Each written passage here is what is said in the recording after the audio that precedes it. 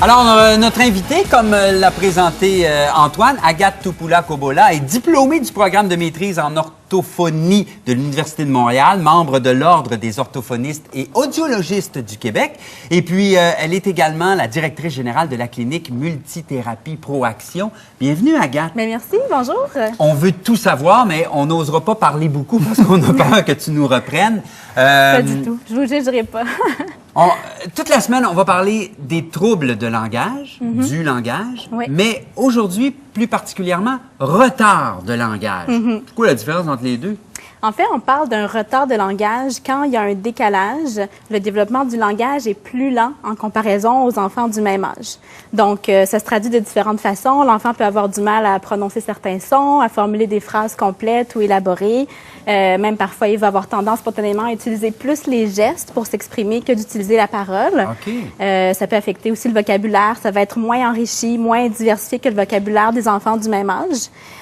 Puis, en fait, l'enfant va traverser les mêmes stades de développement du langage, mais ça va se faire plus lentement. Alors que quand on parle d'un trouble du langage, Oui. trouble primaire du langage ou dysphasie, en fait, c'est des synonymes, à ce moment-là, ça va rester toute la vie. Le retard du langage, souvent, il est rattrapé vers l'âge de 5 ans, autour de l'âge de l'entrée à la maternelle. Le trouble du langage va persister toute la vie et les erreurs aussi qu'on observe sont atypiques. En ce sens que ça ne traduit pas des erreurs qu'on observe chez d'autres enfants plus jeunes. Par exemple, un enfant qui est exposé seulement au français, il peut faire des erreurs de genre au niveau des articles ou des adjectifs comme le beau maison ou le gros voiture. Oui.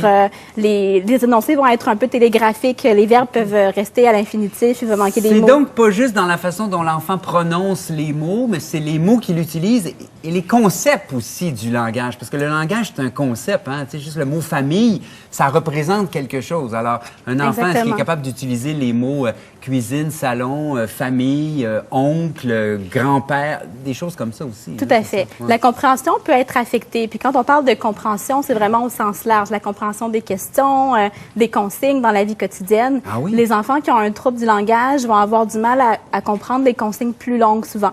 Il va falloir donner des consignes courtes et simples pour que l'enfant puisse les exécuter. Puis tout ce qui est plus abstrait aussi, là, les concepts dans le temps, dans l'espace, là, comme hier, aujourd'hui, demain, se situer dans le temps, devant, derrière, à côté, c'est des notions plus abstraites pour ces enfants-là qui vont être plus difficiles à intégrer.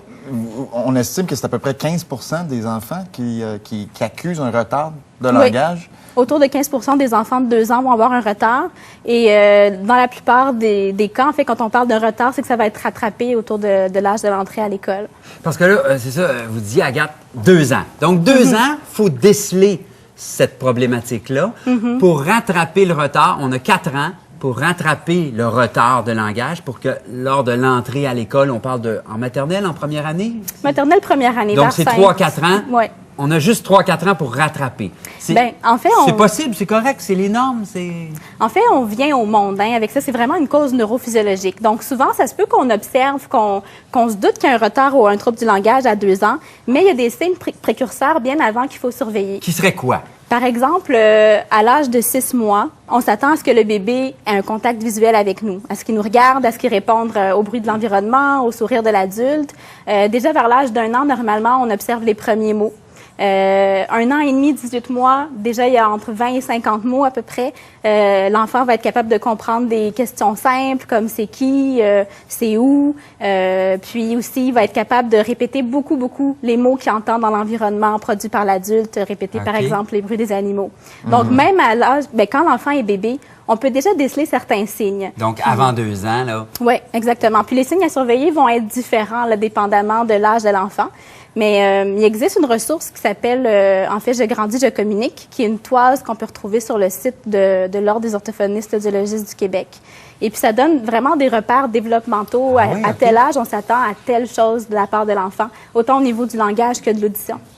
On peut quasiment dire trouble de communication. C'est un peu ça, parce que même si des fois, ce que vous disiez, c'est si le bébé ne regarde pas ou plus ou moins, c'est ça. C'est pas juste le langage dans le sens de la communication. Exactement. Hein, pas juste les mots bien prononcés, ça n'a rien à voir. Tout à fait. Puis c'est ça, souvent, quand on pense orthophonie, on pense le langage parlé, les Oui, sons, mais c'est bien beaucoup articulé, plus vaste c'est pas que ça, pas en tout, là, Ben, en fait, ça en fait partie, Ça en fait oui, partie. mais c'est dans le fond, dans le langage, il y a le volet réceptif, tout ce qui touche la compréhension du vocabulaire, des concepts, des consignes, l'aspect plus expressif, comment il formule ses phrases, comment il prononce ses sons. Il y a la partie aussi de tout ce qui est précurseur. Est-ce que l'enfant nous regarde? Est-ce qu'il y a déjà un niveau de jeu qui est adéquat pour son âge? Ou des repères comme ça. À partir de quel âge un parent devrait s'inquiéter du développement, disons, au niveau du langage de son enfant, puis à considérer aller voir un orthophoniste? Mais c'est une bonne question, puis c'est une question qu'on se fait souvent demander. À quel âge on doit commencer à s'inquiéter? Je vous dirais que les parents, ça reste les experts de leurs enfants. C'est eux qui le côtoient au quotidien, qui le connaissent le mieux. Donc, à partir du moment où on a des inquiétudes en tant que parents, c'est important de s'écouter. Mais quand puis c'est d'aller notre chercher de premier l'aide. enfant, des fois, on le sait pas. Des fois, c'est une gardienne ou quelqu'un qui vient nous aider à la maison qui fait hey, moi, des enfants de 2 ans, là, j'en ai vu, là. Puis le tien, là, il répond pas comme les autres enfants de 2 ans. Est-ce que je dois m'inquiéter? Parce que, comme parents, si c'est notre premier, on le sait pas, Agathe. C'est vrai. Mais C'est quand vrai. c'est notre troisième ou notre quatrième, On peut être plus On patient a avec des un éléments de garçon comparaison. aussi, en pensant Ouais. que les filles, des fois, sont plus vite que les gars sur le langage? C'est vrai. C'est C'est pas vrai, évident. ça?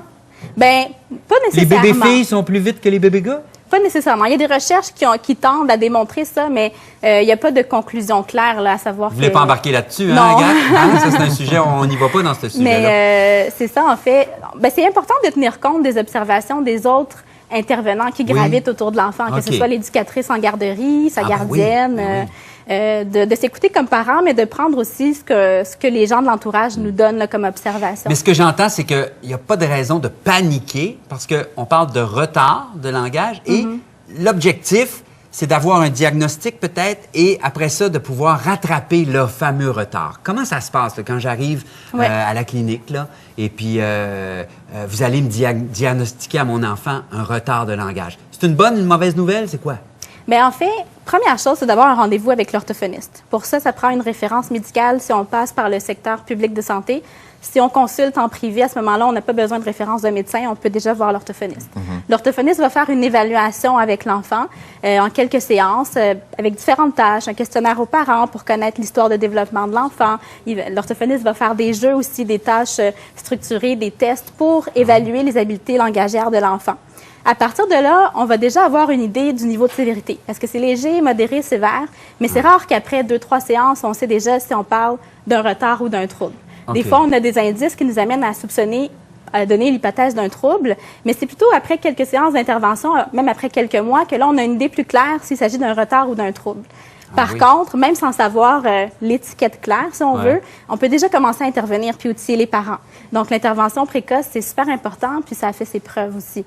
Quand on parle d'un retard qu'on peut combler avant l'entrée de la maternelle, tu as Ouais. des trucs pour les parents à la maison, des trucs Il y a pratiques. des choses qu'on peut faire. Ouais. Il existe des livres et puis il y a même des- Tout à fait.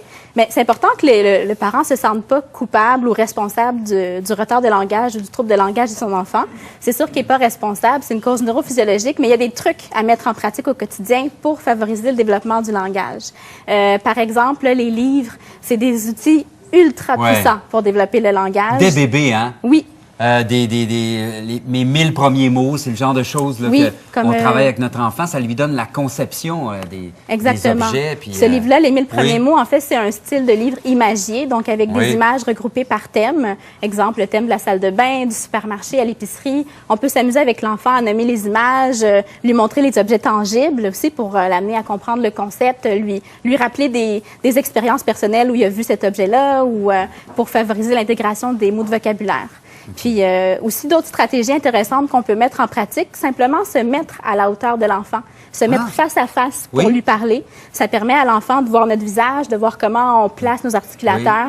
Il va être capable de reprendre plus facilement les modèles à ce moment-là. Un peu comme on fait avec notre bébé dans la chaise haute.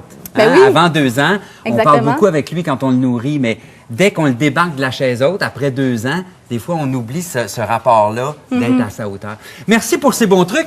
Agathe, vous allez passer la semaine avec nous. Demain, on parle du bégaiement, qui là est vraiment, ça, c'est un trouble Oui. du langage. Ben, en fait, c'est un trouble de la parole. Ouais. OK. Et puis, mercredi, on va parler de le bilinguisme, hein, les enfants qui parlent français, anglais ou espagnol, français à la maison. Très Il y a- beau il y a sujet des aussi. choses.